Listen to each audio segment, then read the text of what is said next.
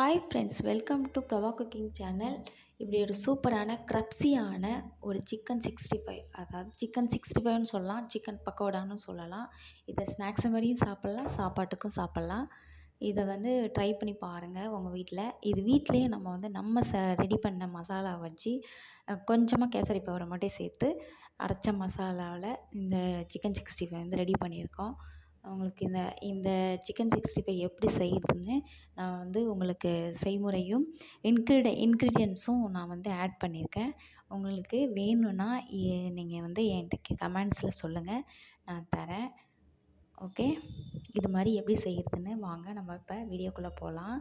ஒரு 1 கேஜி சிக்கனை எடுத்து நான் கழுவி, மஞ்சள் போட்டு கழுவி சுத்தமாக அந்த மசாலாவை தடவி ஒரு அரை மணி நேரம் என்ன செய்யணும், ஊற வைக்கணும்.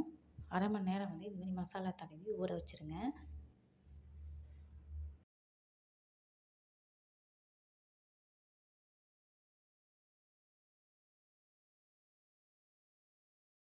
அரை மணி நேரத்துக்கு அப்புறம் நம்ம எண்ணெயை அடுப்பில் கடாயை வச்சு எண்ணெயை ஊற்றி நம்ம இந்த மாதிரி ஒன்று ஒன்றா தனித்தனியாக போட்டு பொரித்து எடுத்தால் சூப்பரான ஒரு சிக்கன் 65ன்னு சொல்லலாம், சிக்கன் பக்கோடான்னு சொல்லலாம், ரெடி ஆகிடும்.